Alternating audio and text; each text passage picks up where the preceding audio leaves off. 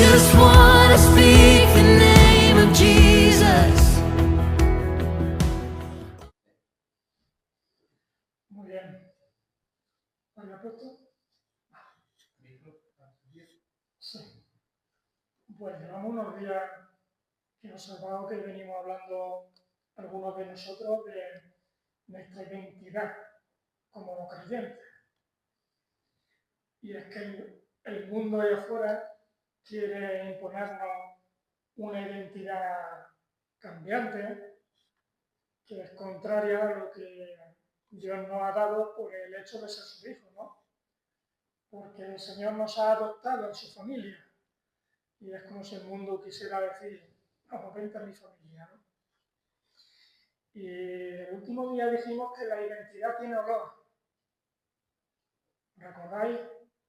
¿A qué huele aquí? ¿No lo recordáis? Ahora lo vamos a recordar.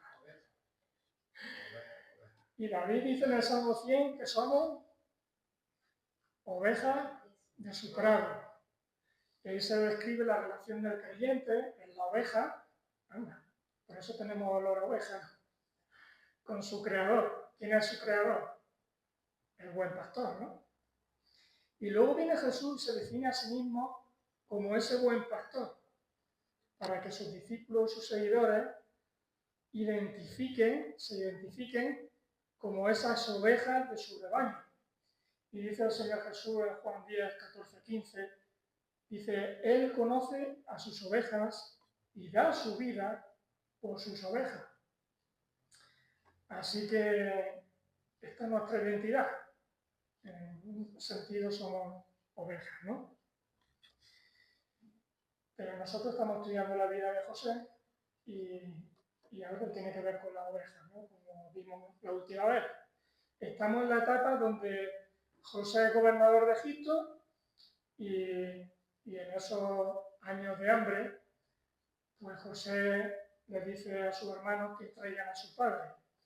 Y ahí está ese encuentro, eso ya lo vimos, ¿no? En Génesis 46, donde se encuentra José con su padre. Y José es el gobernador de Egipto, el único que tiene el grano, ¿no? Para vender a las naciones cercanas, también al propio Egipto.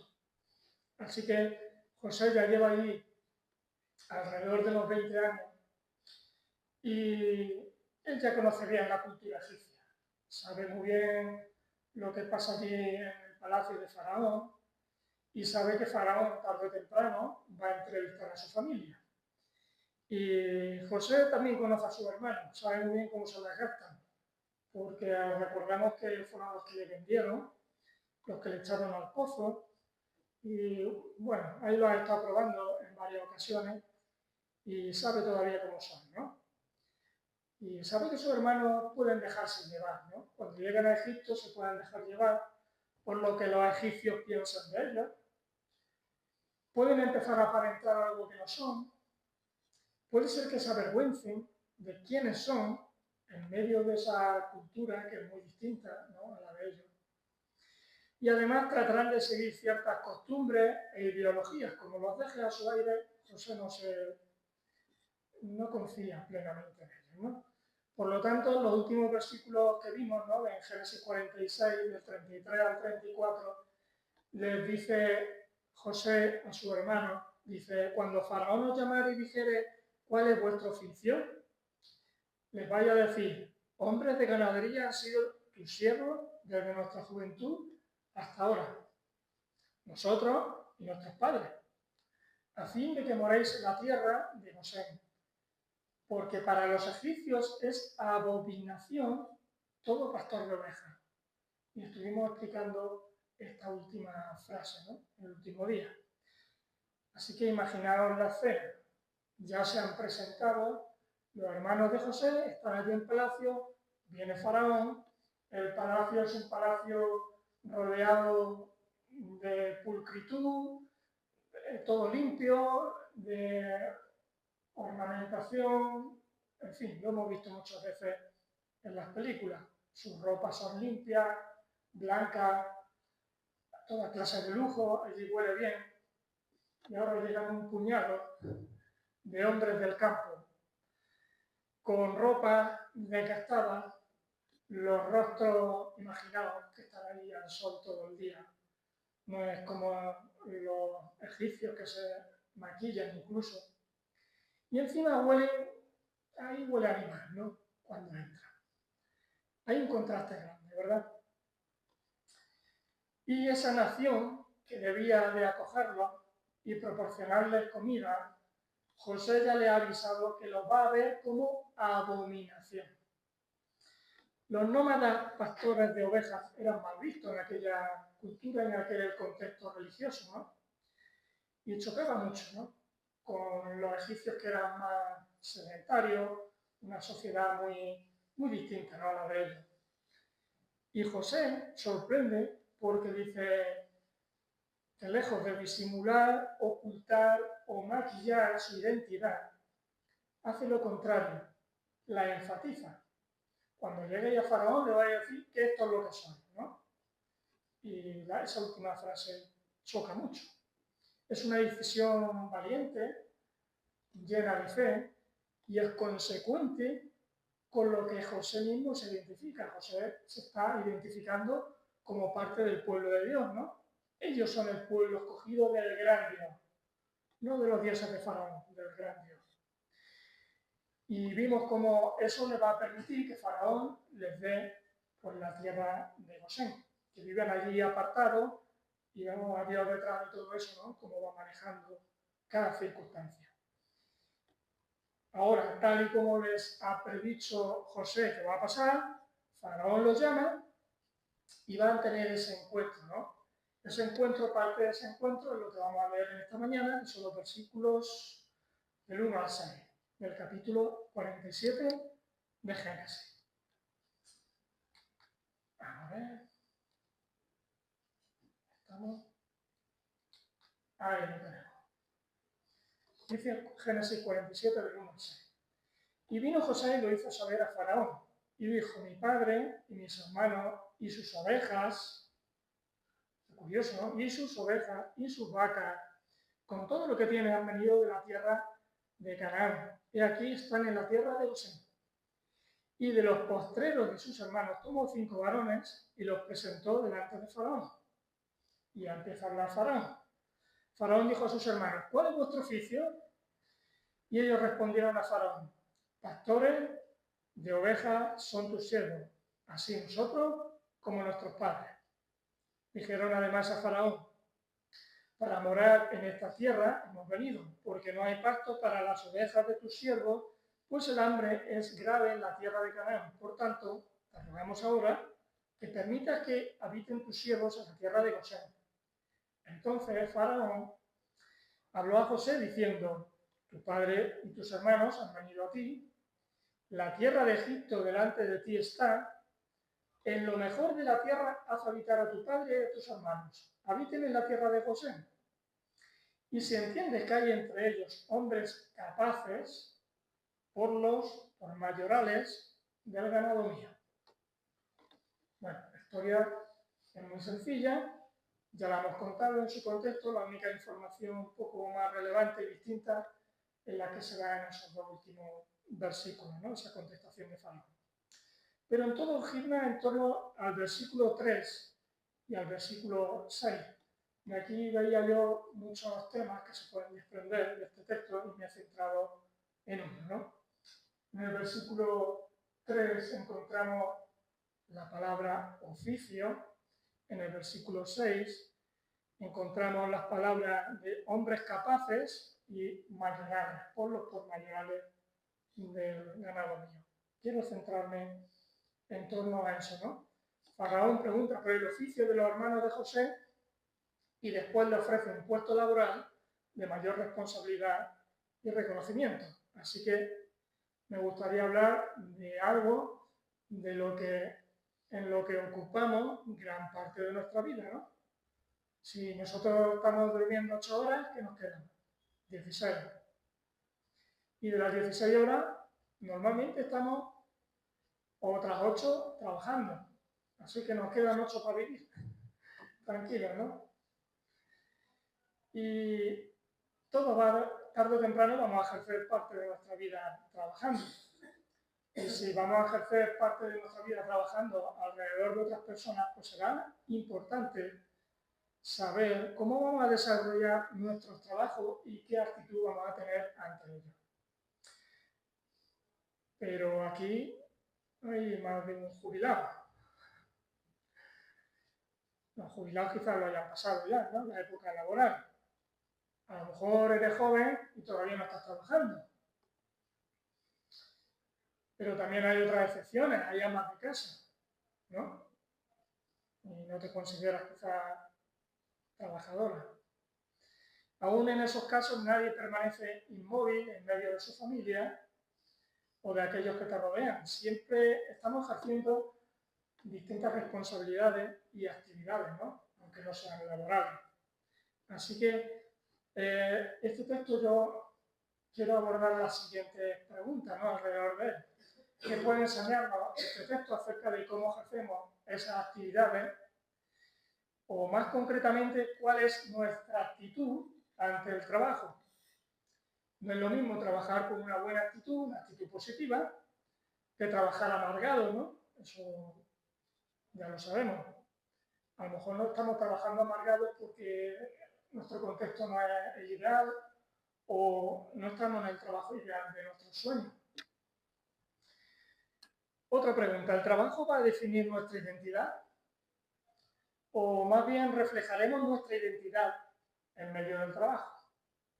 Son dos enfoques muy distintos. ¿Con qué objetivo vamos a desarrollar nuestro trabajo? ¿Solo para ascender? ¿Para ser bien visto? ¿Para que te consideren bien? ¿Vamos a trabajar con excelencia en un medio de esta sociedad que vemos que no es nada justa? Donde la gente va a trabajar lo mínimo, solo cuando son vistos por otros, va a criticar el trabajo de los demás. Y creo que este texto nos puede enseñar algunas de estas cosas, ¿no?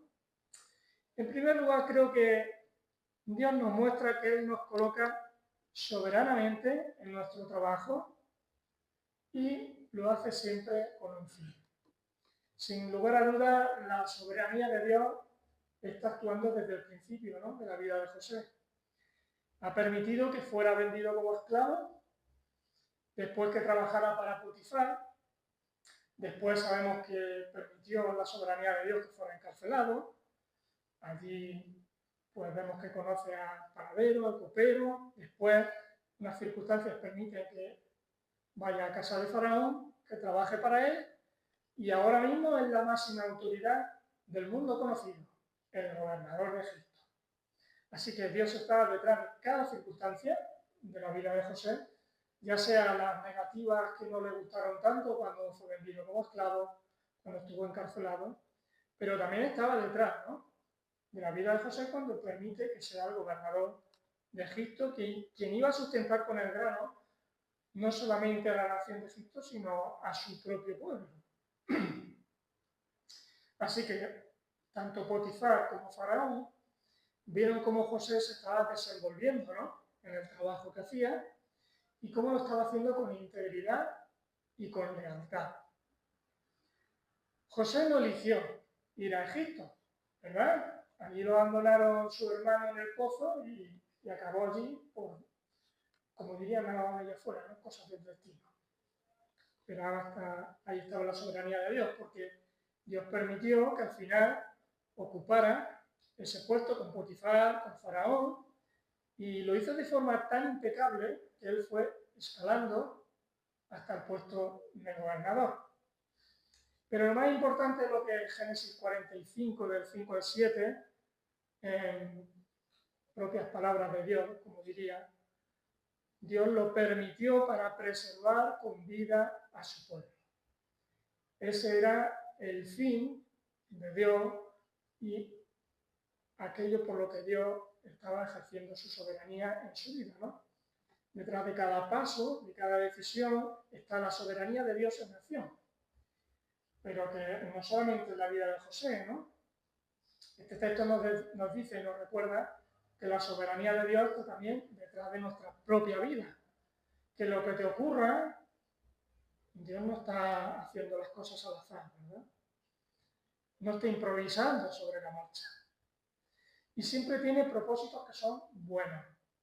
Y esos propósitos tienen dos objetivos principales. Y algo que como creyentes debemos de recordar cada día que nos levantemos, vayamos a trabajar, a iniciar nuestra jornada, debemos recordar que somos representantes suyos para brillar y reflejar su gloria. Ese es el objetivo número 1. El objetivo número 2 es hacernos más semejantes a su Hijo Jesucristo.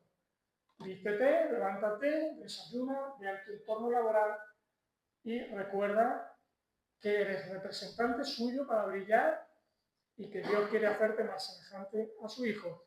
El tercer propósito, que es el que se cumple en la vida de José, no se tiene por qué cumplir en la nuestra, que es triunfar en el entorno laboral.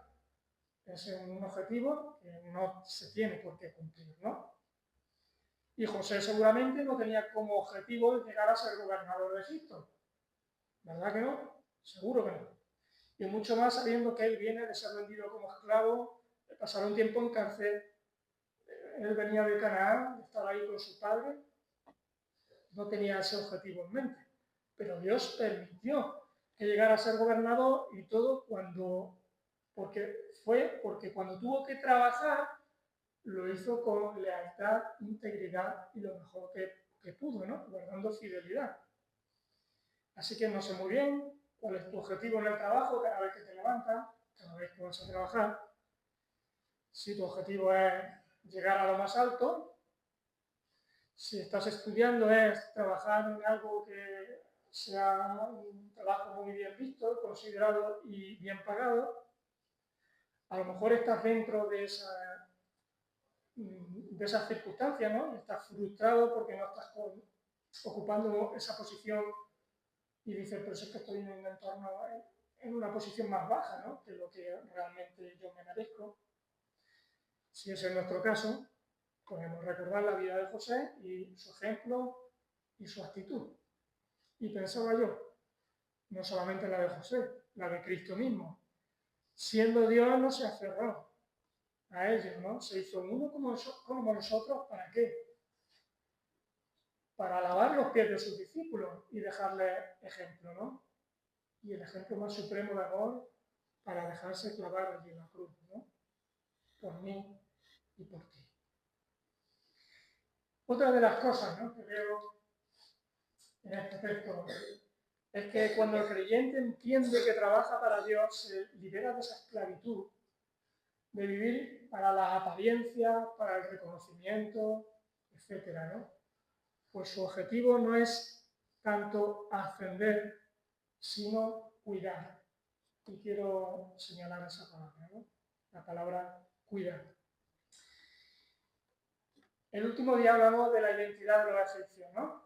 La identidad de los egipcios estaba ligada a su profesión, con lo que hacían en la vida.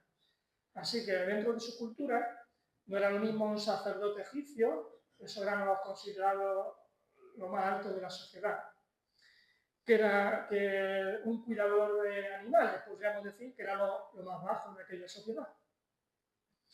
Hoy en día tampoco, bueno, nosotros hacemos también lo mismo, ¿no? A veces vemos un arquitecto, un abogado, que va con su traje y no lo consideramos lo mismo que el que empieza a trabajar a las 12 de la noche y se pone a recoger la basura del pueblo, ¿no? Por poner un ejemplo. Y da igual el trabajo que desempeña. Si lo ejerces con amargura o resentimiento, y aquí es donde cada uno tenemos que hacer un autoexamen, pues debemos revisar y meditar acerca de nuestra identidad también. Revisa tu identidad, si ese es el caso. Esa actitud en el trabajo también va a estar definida, marcada, influenciada por tu propia identidad, por lo que tú recuerdas que eres. Lo digo no tanto por lo que decimos ser, ¿verdad? Porque aquí todos decimos que somos creyentes, que somos hijos de Dios. Lo digo más bien por lo que realmente somos y nos autopercibimos a nosotros mismos. Me explico. No es lo mismo declarar que somos luz y sal en medio de la sociedad, que es oscura, pero cuando sales de estas puertas, te metes en la sociedad oscura, resulta que sigue siendo oscura, que nada brilla. Y empiezas a camuflarte entre los demás sin brillar, haciendo todo lo que los demás hacen, ¿verdad? Eso es muy distinto a ser consecuente con lo que declaras ser, soy creyente, soy hijo de Dios, y eso impacta, ¿no?, allá afuera, por medio de lo que haces. Son cosas muy distintas, ¿no? Una cosa es decirte a ti mismo que eres creyente y ser luz, y otra cosa es decirte que eres creyente, salir afuera en la oscuridad y no ser luz. ¿Qué puede influir en que te dejes apagar, ¿no?, entre comillas? Yo pensaba, ¿no?, en algunas cosas. A veces puede ser que estés o que pienses que estés en un lugar que es más inferior, abro comillas, a lo que realmente te mereces, ¿no? Y eso puede condicionar mucho tu contentamiento y tu propia fe. El 20 de junio del año 2000 fue el primer día que yo trabajé en Valeo, ¿no?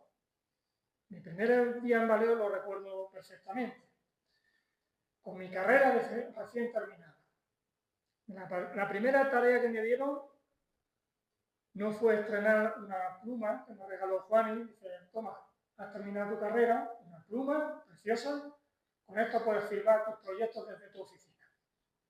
Pues no, mi primera tarea como ingeniero fue tirar 4.500 reflectores a la basura. Bueno, allí estuve yo 2 horas como un loco, bum, bum, bum, como si la vida me fuera en ello, tirando esas 4.500 piezas a la basura, a contenedores de la basura. Más adelante la gente empezó a conocerme y decía, tú te mereces algo más, que para eso has estudiado, ¿no? Que te lo has ganado. Nosotros no podemos ascender, pero tú. No aceptar el lugar en el que Dios te permite estar solamente genera desconcierto, descontento y amargura. Tenemos que recordar que Dios tiene propósitos buenos para tu vida, para la mía también. Y yo no alcanzo a veces a entender su soberanía, lo mismo que José diría, ¿qué hago yo aquí en un pozo? ¿Qué hago yo aquí en la cárcel? Son etapas de la vida que uno no, en el presente de ese momento no alcanza a entender, ¿no? Pero debemos recordar que Dios tiene propósitos buenos para mi vida. Y no soy capaz de ver por qué permite oír lo que permite, ¿no? Sino que tengo que confiar en ver que su soberanía está detrás de mi vida y habrá un bien para mí, para el mañana, ¿no? Por eso hemos de recordar que el propósito de Dios, que no es el hacerte ascender, ¿no? En el caso de José fue así, pero que no es el propósito, ¿no? Tampoco es ejercer el trabajo ideal que tú te montas aquí en tu cabeza, ¿no? Donde piensas que vas a ser aplaudido, reconocido, vas a ganar miles de euros. El propósito de Dios tiene más que ver con que seas testigo de Él, que seas embajador de su evangelio y cambiar tu carácter para que seas luz en ese medio, en ese mundo oscuro, ¿verdad? Por encima de que te sientas realizado, de que seas reconocido en tu trabajo, que sientas vergüenza por lo que haces, está el estar en sintonía con el propósito de Dios para tu vida. Es algo que debemos de recordar. Los hermanos de José, siguiendo su consejo, confiesan su oficio, sabiendo que es abominación para los egipcios, lo confiesan sin vergüenza, ¿no? Sin ningún tipo de vergüenza. José no les está pidiendo que cambien su identidad, ni que mientan, ni que maquillen la verdad con respecto a lo que se dedicaban, ¿no? Porque coincidían con lo que eran. Ellos eran pastores, ¿no? Tampoco le piden que actúen. Trabajando he visto que viene visita y la gente pega un cambiazo, ¿verdad, Maricarmen? Que viene visita. Aquello limpio, ordenado, trabajas como si fuera, no sé. Y eso me hace pensar a mí como creyente que nos podamos también contagiar de esa actitud de que nos importe más cuando somos vistos por otros que cuando somos vistos por el Dios invisible, que nos está viendo continuamente. Me gustaba una frase de Tim Keller, ¿no? Me hacía pensar, dice, y que hablaba de la idolatría en el trabajo. Cuando el trabajo pasa a ocupar un lugar desordenado, se convierte en un ídolo. Y entonces vivimos para la aprobación, ya sea del jefe, de los compañeros, incluso en estos tiempos modernos de las redes sociales, y como todo ídolo termina dejándote vacío e insatisfecho. Quien busca un puesto de trabajo en el que sea bien visto y considerado va a terminar siendo esclavo de ese objetivo. Y para ello tendrá que hacer lo que todos los demás siempre esperan que hagan, ¿no? Y no lo que él debe hacer en su trabajo. Son cosas muy diferentes. Y el Evangelio creo que nos da una identidad firme en Cristo para trabajar libres, fuera de esa esclavitud del qué dirán, ¿no? Y así dejamos de trabajar para el ego y empezamos a trabajar para el Señor. En nuestra historia, José trabajó de manera fiel y terminó cuidando de su familia. Y eso nos enseña que el creyente debe trabajar para cuidar, no para aparentar. En medio de esa cultura egipcia, donde la identidad y la escala social se basaba en cuanto a la profesión, Dios está permitiendo que una profesión vista aquí abajo, ¿no? Pastores de ovejas despreciables, puedan cuidar de sus familias, ¿no? Lo mismo que permite que José cuide y alimente de toda una nación. José cuida una nación, ellos y Dios permite que ellos cuiden de su familia en esa profesión, ¿no? Tanto en la alta como en la baja. Si el trabajo de José era cuidar personas y el de los hermanos cuidar animales, eso nos obliga a nosotros a preguntarnos a quién estamos nosotros cuidando en nuestros trabajos. Cuidar es una marca distintiva en el creyente, pues es un reflejo al final de lo que nuestro Creador hace con nosotros, ¿no? Él nos cuida.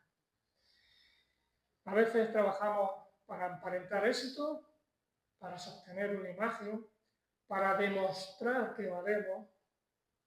Y Dios dice, yo te llamo para trabajar y para que cuides de tu familia, de tus clientes, de tus alumnos, de tus pacientes, de tus compañeros. Cuidar. Eso es más importante, ¿no? Más que aparentar o cualquier cosa por el estilo, ¿no? Un trabajo noble es noble no por el título, sino por el amor con el que se hace y el bien que produce. Que hay una verdad bíblica, ¿no? José entiende que el trabajo no es una plataforma para engrandecerse, para que te den likes, sino más bien un medio para proteger y sostener la vida. Como aplicación debemos de reconocer nuestro trabajo como un plan de Dios que es soberano en tu vida, y entiende que Dios puede usar ese puesto actual tuyo, aunque no sea el ideal, para cuidar de otros y para abrir puertas para el Evangelio. Si la identidad de aquel tiempo y la de nuestros días viene influenciada por las personas que te ven, y solo hay que ver la frustración de algunos que cuelgan vídeos en redes sociales y dicen, solamente me han visto 34 y se sienten frustrados e insatisfechos, tenemos que ver que no importa para quién trabajas.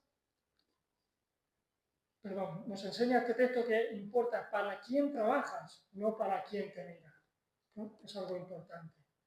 Y aunque en nuestro texto ahí está Faraón, que está en el texto, en el centro, vale, sacaremos un blanco. Voy a ver si pudiera arreglarlo por caso de mejor. Y aunque Faraón ahí en esa imagen aparece en el centro, que es el que mira y el que está decidiendo, José trabaja para Dios. Y Dios es su audiencia, ¿no? ¿Recordáis lo que dice Colosenses 3:23? Que debemos de trabajar como para el Señor, no para los hombres. Y la Biblia nos enseña que la dignidad del trabajo no está en lo que haces, sino más bien para quién lo haces, ¿no?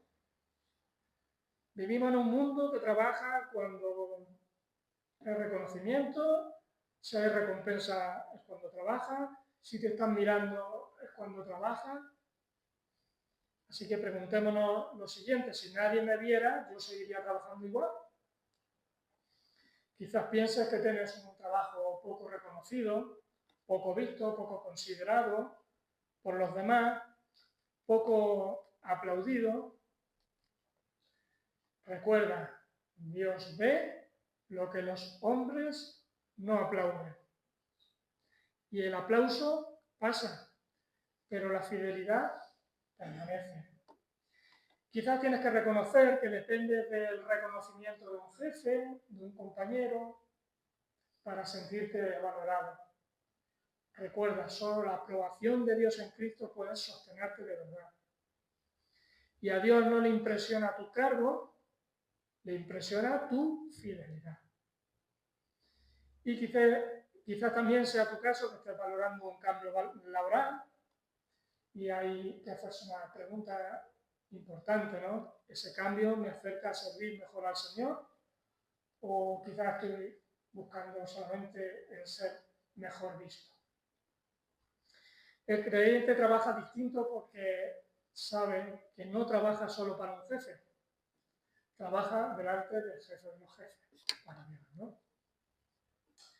Y hay otra cosa que nos pasa desapercibida y es que tenemos que admitir que los trabajos que estamos desempeñando no solamente están coordinados por la soberanía de Dios, sino que están ligados a nuestro carácter. ¿Habéis visto algún introvertido allá afuera que su trabajo sea asaltar a la gente por la calle para venderle un seguro? No, ¿verdad? Dios decide y marca nuestro temperamento, marca nuestro carácter y eso influye también en el desarrollo de nuestro trabajo, ¿no? Con José vemos que Dios usa nuestra vocación para bendecir al prójimo. José no se aisló de su familia ni protegió su posición como gobernador. Dijo, no, estoy aquí como gobernador, ahora vosotros. No. Es más, José dependía de Faraón. Y Faraón podía destituirlo, ¿no? De su posición si se enteraba a Dios. Este hombre, si en realidad viene de allí de Canaán y también es un hermano de estos pastores de ovejas. Faraón podía haber dicho, nada, fuera de aquí, ¿no? Si José se identificaba con ellos, eso era algo a lo que se arriesgaba. Pero lo sorprendente de esta historia es que Dios premia la verdad y la valentía de José para bendecir a su pueblo. Siempre Dios bendice, ¿no? Y premia la fidelidad. Dios ha puesto ahí a José para que otros vivan. El trabajo cristiano no solo es un medio para la santificación personal que Dios usa para hacernos cada día más parecidos a su Hijo Jesucristo. Recordemos que es uno de los dos objetivos principales, sino que también es usado por Dios como un instrumento de amor hacia otros. Nosotros podemos ser un instrumento que Dios usa para mostrar su amor hacia otras personas ahí en nuestro entorno laboral. Un trabajo se convierte en vocación cuando entendemos que Dios nos llama a servirle ahí, donde Él nos pone, ¿no? Con nuestras oportunidades actuales podemos buscar el bien del prójimo. Y es una tarea que no es fácil, que va dificilísima, ¿no? ¿Por qué? Porque vivimos en un mundo corrompido y es difícil para el creyente desarrollar sus dones y su labor en medio de un mundo que es injusto y oscuro, ¿verdad? Pero aún así el reto es a servirle con fidelidad en medio de la maldad. Egipto no era tampoco un lugar idóneo para trabajar, era un sistema pagano, era un sistema idólatra, había sus injusticias, sus abusos, había diferentes clases sociales, y sin embargo allí tenemos a José sirviendo con sabiduría, con integridad y encima con misericordia. Y allí sus hermanos trabajan como pastores, como lo que realmente eran, ¿no? Faraón les dice a José, en versículo 6, dice, si son capaces, refiriéndose a sus hermanos, ponlo como mayorales de mi ganado. Y Dios está premiando ahí, por medio de esa decisión de Faraón, la lealtad con mayor responsabilidad, aún dentro de ese sistema laboral egipcio. Y me llama la atención que Dios tampoco es que los saque del sistema, de ese sistema laboral egipcio, sino que los hace fieles dentro de ese sistema. Y lo mismo ocurre con nosotros, ¿no? José sirve fielmente aunque el sistema laboral no es justo, aunque otros harían menos, aunque nadie le está obligando a hacer lo que hace. Mientras que el mundo hace lo que es solamente lo justo, el creyente está llamado a hacer siempre lo correcto. Y la fidelidad se hace notar, se hace brillar mucho más cuando el entorno no ayuda, ¿no? A mayor oscuridad, mayor luz, ¿no? La fidelidad se hace notar cuando el entorno no ayuda. Y hoy vivimos en sistemas que son así, ¿no? Que la gente va ¿a qué? A lo mínimo. Si se pueden coger un atajo, lo cogen. ¿Que eres visto? Trabaja. Se normaliza una falta de ética, no pasa nada. ¿Quién te va a ver, no? Tenemos que resistir esa corrupción cotidiana que todo el mundo persigue y sigue, que es, si todos lo hacen, no lo voy a hacer yo también. No es un buen argumento para el discípulo de Jesús, ¿no? José sirve con fidelidad a Potifar y a Faraón, y lo hace aún cuando es ignorado, cuando fue tentado, cuando fue incluso acusado, cuando fue injustamente tratado, y también lo hace cuando ejerce poder, ¿no? En cualquier circunstancia. Trabajar fielmente en medio de un mundo injusto no significa que tienes que salir del mundo, apartarte de él, sino más bien ser un representante de Dios en medio de un mundo que está apartado de él, ¿no? Podemos decir que la fidelidad cristiana no depende de un entorno ideal, sino más bien de un Dios que es fiel. Y los creyentes deberíamos ir todavía un paso más allá. El cristiano puede denunciar el mal y debe denunciar el mal, practicar la justicia, la misericordia y a la vez puede ser fiel a la organización donde trabaja y donde está.